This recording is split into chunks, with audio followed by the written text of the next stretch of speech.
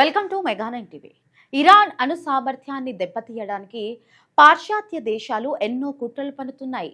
అంతర్జాతీయ ఆంక్షలు విధించినా, వైమానిక దాడులు చేసినా ఇరాన్ మాత్రం తన అణు కార్యక్రమాలను ఆపడం లేదు. తాజాగా ఇజ్రాయెల్ నిఘా వర్గాలు విడుదల చేసిన నివేదిక ప్రపంచ దేశాలను దిగ్భ్రాంతికి గురిచేసింది.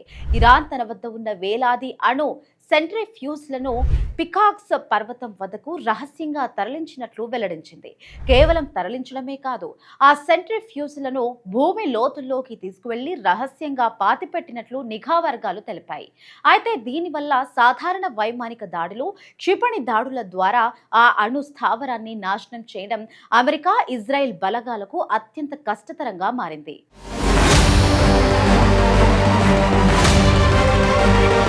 అసలు ఇరాన్ ఇంత వేగంగా ఈ సెంట్రిఫ్యూజ్ ను పర్వతాల కిందకు ఎందుకు మార్చాల్సి వచ్చింది అంటే 2025 జూన్లో ఇరాన్ పై అమెరికా, ఇజ్రాయెల్ దేశాలు 12 రోజుల పాటు బాంబుల వర్షం కురిపించాయి. ఈ ధ్వంసం తర్వాతే ఇరాన్ తన పంథాను పూర్తిగా మార్చుకుంది.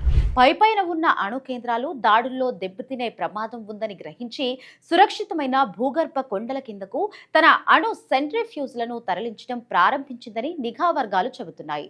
ఇది వైమానిక దాడులలో వాటిని లక్ష్యంగా చేసుకోవడం చాలా కష్టతరం చేస్తుందని నిపుణులు విశ్లేషిస్తున్నారు.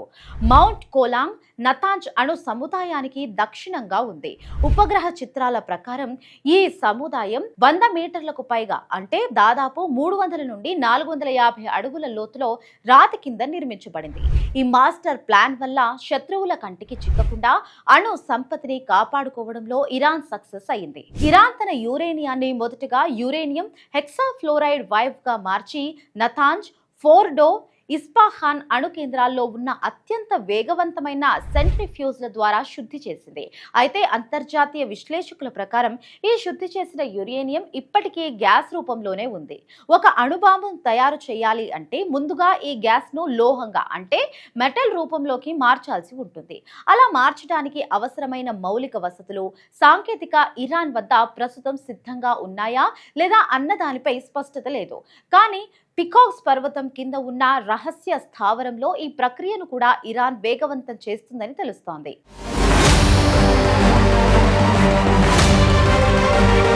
పికాక్స్ పర్వతం కింద ఉన్న ఈ రహస్య భూగర్భ స్థావరం ఎంత లోతుగా ఉంది అంటే అమెరికా వద్ద ఉన్న అత్యంత శక్తివంతమైన బంకర్ బస్టర్ బాంబులు కూడా ఈ కొండలను ఛేదించలేవు.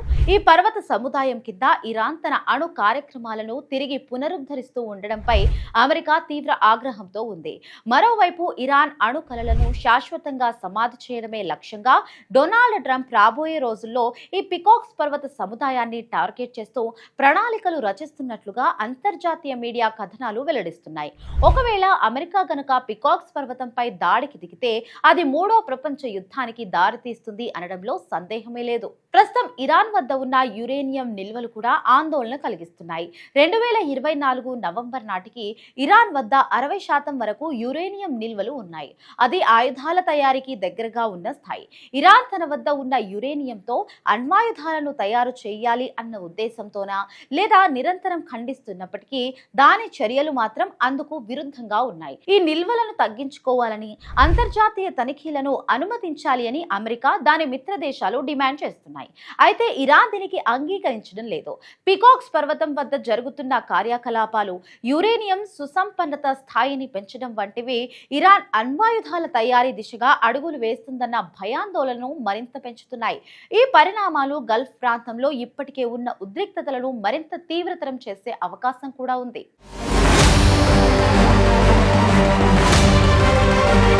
పికాక్స్ పర్వత ప్రాంతంలో అణు కార్యకలాపాలు కేవలం ఇరాన్ తన భద్రతను బలోపేతం చేసుకోవడానికా లేక అణ్వాయుధాలను తయారు చేయాలి అన్న రహస్య ఎజెండాతో కూడుకున్నవా అన్నది స్పష్టంగా తెలియడం లేదు.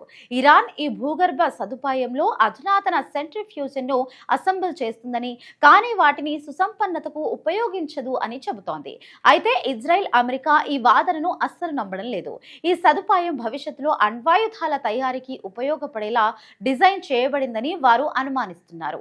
ఈ మొత్తం వ్యవహారం అంతర్జాతీయ అణు ఒప్పందాల ఉల్లంఘన కిందకు వస్తుందా లేదా అన్నది కూడా ప్రశ్నార్థకంగా మారింది.